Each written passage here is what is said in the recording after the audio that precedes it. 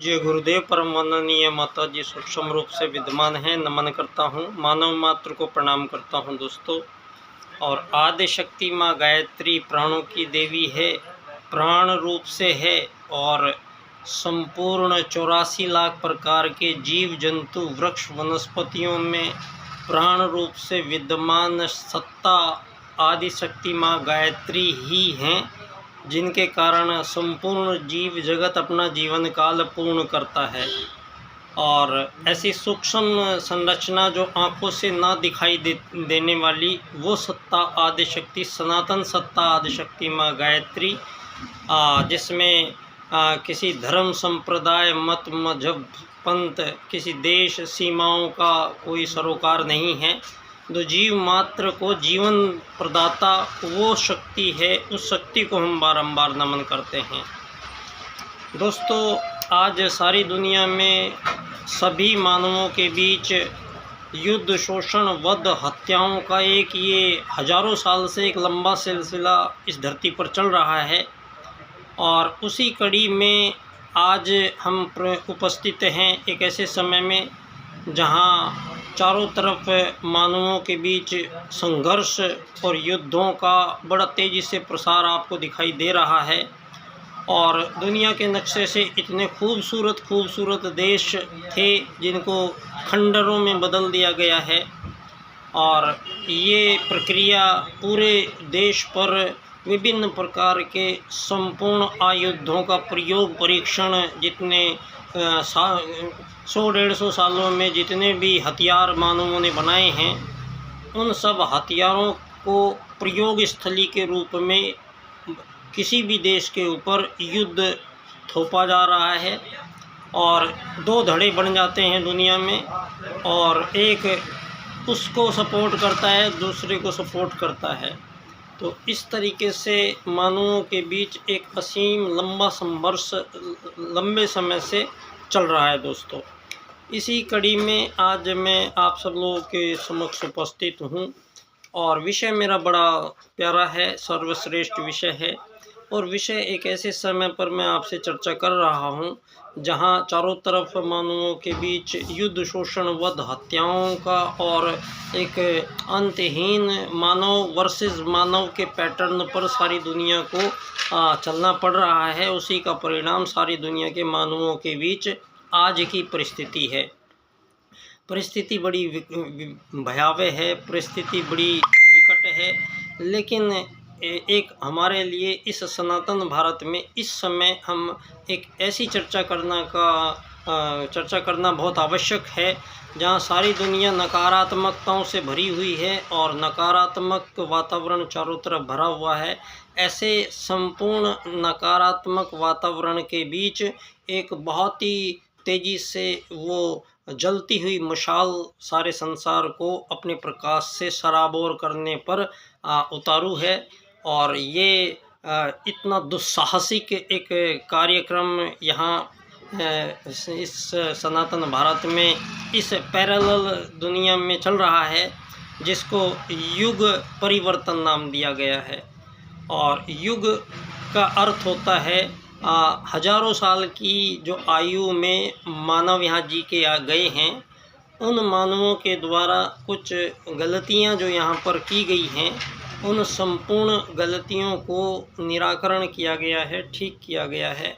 और इसको युग परिवर्तन की संज्ञा दी गई है। स्वयं महाकाल सत्ता के निर्देशन में ये युग प्रलयंकारी कार्य यहाँ इस धरा पर हमारे बीच संपूर्ण युग निर्माण योजना के रूप में संचालित है। और संभवतः परम पूज्य गुरुदेव का सतयुग की वापसी का ये उद्घोष आपको इस समय बड़ा अटपटा लगता होगा, लेकिन आने वाले 2-4 साल के अंदर ही वस्तु स्थिति बिल्कुल स्पष्ट होने जा रही है दोस्तों। मैं बात करता हूँ परम पूज्य गुरुदेव द्वारा युग निर्माण योजना के द्वारा जो युग परिवर्तन की बात की जाती है, तो हम ये युग में परिवर्तन क्या होगा, इस बात पर मैं आप सब लोगों के बीच अपने विचार रखना चाहूँगा। आज इस दुनिया में जो मुख्य परिवर्तन धरती पर होने जा रहे हैं, उन पर मैं चर्चा आपसे करूँगा। दोस्तों, रोटी, कपड़ा, मकान, दुकान, चिकित्सा, स्वास्थ्य, सम्मान व सुरक्षा, ये मानवों के ये मुश्किलें भी हैं मानवों के समक्ष, और मानवों का ये उद्देश्य भी घोषित कर रखा है आज के समय। और सारी मानव जाति के बीच में रोटी, कपड़ा, मकान, दुकान और इनके लिए आजीवन संघर्ष चल रहा है। और मानवों का ये संघर्ष प्राचीन काल से ही, आदि काल से ही कभी नहीं रहा है। ये पिछले इन 2500 वर्षों में मानवों को ये दिशा जो परिवर्तित हुई है, ये संघर्ष जो बनाया गया है रोटी, कपड़ा, मकान का, ये मानव का लक्ष्य न पहले था और न कभी बाद में होगा। तो बीच के समय में आज जो परिवर्तन होने जा रहा है, ये रोटी, कपड़ा, मकान, चिकित्सा, स्वास्थ्य, सम्मान व सुरक्षा, ये संपूर्ण जीवों को समान रूप से उपलब्ध कराने का यहाँ ये पराक्रम पुरुषार्थ संपन्न हुआ है। ये संघर्ष नहीं रहेगा मानव का। आगे जो समय आएगा उसमें कोई रोटी, कपड़ा, मकान, चिकित्सा, स्वास्थ्य, सम्मान, सुरक्षा के लिए किसी को चिंतित होने की ज़रूरत नहीं पड़ेगी। सबसे बड़ा परिवर्तन ये युग परिवर्तन में होने जाएगा। दूसरा, खाद्य सुरक्षा व अखाद्यों का विनाश। यहाँ परमात्मा ने चिड़िया दाना ही चुगती है, गाय घास ही खाती है, शेर मांस ही खाता है, बकरी पत्ते ही खाती है। तो परमात्मा ने ये जितने भी भौतिक जीव शरीर बनाए हैं, इन भौतिक जीव शरीरों के अलग अलग आकृति, प्रकृति, अंग प्रत्यंगों के अनुसार ही इस परम सत्ता परमात्मा ने संपूर्ण जीवों को आजीवन भोजन आपूर्ति का उनको वचन दिया हुआ है। और संपूर्ण जीव प्रजातियां अपने उसी एक प्रकार के विशिष्ट आहार से हजारों, लाखों, करोड़ों वर्षों से धरती पर बिना किसी समस्या के आज भी मानवों के बीच विराजमान हैं।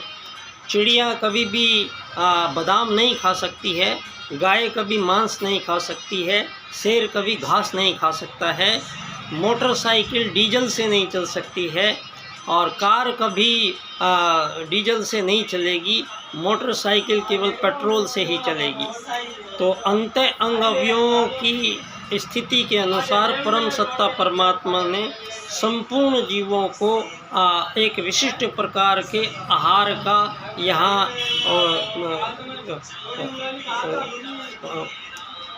एक निश्चित प्रकार के आहार को ही ग्रहण करने की अनुमति दी गई है। जो तीसरा, वस्त्र शालीनता। वस्त्रों को पहनना जरूरी है क्योंकि ये मानव है और मानव एक पारिवारिक और सामाजिक प्राणी है, और इसने यहाँ अनेकों मानवता के कीर्तिमान स्थापित करने के पीछे हमारे आदि पूर्वजों द्वारा इस धरती को सर्वश्रेष्ठ परिवार नामक संस्था का यहाँ जन्म हुआ है। और ये परिवार संस्था पूर्णतया नैतिकता के प्रतिमानों पर टिकी हुई थी, और उसी के अनुसार यहाँ वस्त्र शालीनता आवश्यक है। ये जो वस्त्रों में दुनिया धोने किस्म के वस्त्र हैं, इन सब पर पूर्ण नियंत्रण होगा। चौथा, रसायनों का बहिष्कार सभी खाद्य पदार्थों में। आज सारी दुनिया में इन खाद्य पदार्थों में, इन फसलों में, हर प्रकार की सब्जियों में, हर जगह बड़े खतरनाक रसायनों का प्रयोग किया जा रहा है संसार में। और ये रसायनों का प्रयोग ही नाना प्रकार की, अनंत प्रकार की बीमारियां जो नित्य नए रूप में सामने आ रही हैं, उसका कारण इन रसायनों का अत्यधिक प्रयोग रहा है। मानव की जीवनी शक्ति क्षीण होने के पीछे कारण यही है। मानव की औसत आयु का घटते चले जाना भी इनमें से प्रमुख इन रसायनों का अत्यधिक प्रयोग एक कारण है। तो सारे संसार में इन रसायनों पर लगभग संपूर्ण प्रतिबंध इस भावी युग में किया जाएगा। पांचवा, केवल प्राकृतिक आहार का सेवन हो सकेगा मानव के द्वारा, और मांस भक्षण पर संसार को अब रोक लगानी पड़ेगी। आज तक जो काम नहीं किया है, अब मानवता केवल वही पथ का निर्धारण किया गया है जो मानव के लिए उस परम सत्ता परमात्मा ने संपूर्ण रूप से उचित बनाए गए मार्ग हैं। अब भावी जीवन में आत्मत सर्वभूतेषु के सूत्र के सिद्धांत के अनुसार संपूर्ण जीवों में एक ही आत्मा विराजमान है, संपूर्ण जीवों में एक ही प्राण विराजमान है और संपूर्ण जीवों के साथ समान प्रकार की संपूर्ण क्रियाएं, चाहे वो भोजन हो, निद्रा हो, प्यास हो, बच्चे पैदा करना हो, बच्चों की सुरक्षा, बच्चों का पोषण, ये सारे जीव, चाहे चिड़िया, तोते, हाथी, कबूतर, शेर, बंदर, मोर, मधुमक्खी, सब अपना सेम कार्यक्रमों को फॉलो करती हैं। तो यहाँ उस परम सत्ता परमात्मा ने संपूर्ण मानवों के बीच और जो आज समस्याएं आई हैं वो दोनों वैदिक सूत्रों को मानवों ने तोड़ा है और छोड़ा है। इसी का परिणाम संघर्ष, मानवों के बीच युद्ध, शोषण, वध, हत्याओं के जो ये कार्यक्रम बने हैं, ये केवल आत्मत सर्वभूतेषु के सूत्र को ना समझ पाने के कारण और उस जो हमारे सनातन सूत्र यहाँ लाखों करोड़ों वर्षों से चले आए थे, पिछले 2500 वर्षों से, उन सूत्रों को आत्मत सर्वभूतेषु को सूत्र को बिल्कुल तोड़ दिया गया है। वसुधैव कुटुंबकम के सूत्र को तोड़कर इस धरती पर मानवों के बीच ये गुलामी आज़ादी के कार्यक्रम यहाँ पे स्थापित किए गए हैं, जो संपूर्ण रूप से ईश्वर प्रदत्त व्यवस्थाओं के विरुद्ध है, ईश्वरीय ज्ञान के विरुद्ध है। एक ही प्रजाति का कोई भी जीव आपस में कभी भी आज़ाद नहीं हो सकता है, आज़ाद गुलाम होने का प्रश्न ही पैदा नहीं होता है। कोई एक ही प्रजाति के जीव में अमीर, गरीब, मालिक, नौकर नहीं बनाया जा सकता है। ये फॉर्मूले संसार में संपूर्ण जीव फॉलो करते हैं। मानवों के बीच ये जो त्रुटि मानवों के द्वारा लाई गई है, इसका खुलासा धरती पर कोई परम पूज्य गुरुदेव के प्रथम शिष्य, राजनीति के महापंडित धरती पर पंडित दीनदयाल उपाध्याय जी, जिन्होंने एकात्म मानववाद का राजनीतिक सूत्र, आत्मवत सर्वभूतेषु के सूत्र की सिद्धि इस बार राजनीतिक क्षेत्र में की गई है और मानवों को भौतिक जीव शरीर न मानते हुए, मानव को एकमात्र आत्मा मानते हुए शरीर को धरती का केवल एक यात्री घोषित किया गया है। और आत्मत सर्वभूतेषु के सूत्र के अनुसार एक ही प्रजाति के जीवों में ना कोई किसी को गुलाम बना सकता, ना कोई किसी को आज़ादी बांट सकता, ना उनके बीच में अमीर, गरीब, मालिक, नौकर का जो ये परिपाठी मानवों की त्रुटियां जो धरती पर इम्प्लीमेंट हुई है, उसी के साथ साथ धरती पर युद्ध, शोषण, वध, हत्याओं का ये लंबा सिलसिला चला आ रहा है। तो युग परिवर्तन में परम पूज्य गुरुदेव, युग का मतलब है हजारों सालों में जो गलतियां हुई हैं, जो ये आपने धन आधारित जीवन पद्धति को मानव जीवन के बीच में इसको लाया गया है और संपूर्ण मानव से संबंधित संपूर्ण क्रियाओं को इस कृत्रिम रूप से निर्मित धन आधारित जीवन पद्धति से जोड़कर मानवों के बीच स्थायी रूप से यहाँ विभेद पैदा किए गए हैं। आज संसार में ये युग परिवर्तन है। अब युग परिवर्तन के समय में सारे मानव एक यात्री हैं धरती के।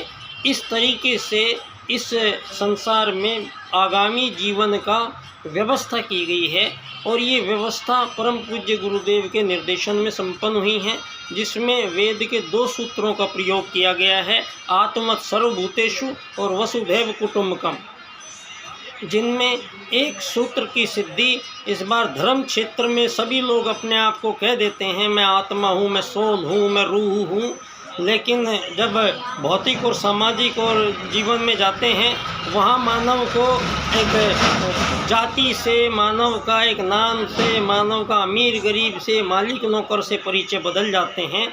तो इस बार ये जो 2 धारी परिवर्तन आया है, इसको सबको एक जैसा करने के लिए इस बार आत्मत सर्वभूतेषु की सूत्र की सिद्धि इस सारे संसार के संपूर्ण राजनीतिकवाद जो आपने मार्क्सवाद, लेनिनवाद, नाजीवाद, फांसीवाद, इस्लामवाद, ईसाईवाद, आतंकवाद, भोगवाद, इतने जो राजनीतिकवाद आप लोगों ने लाए हैं, अब धरती पर एक नया राजनीतिकवाद प्रस्तुत किया जा रहा है पंडित दीनदयाल उपाध्याय जी के एकात्म मानववाद के रूप में।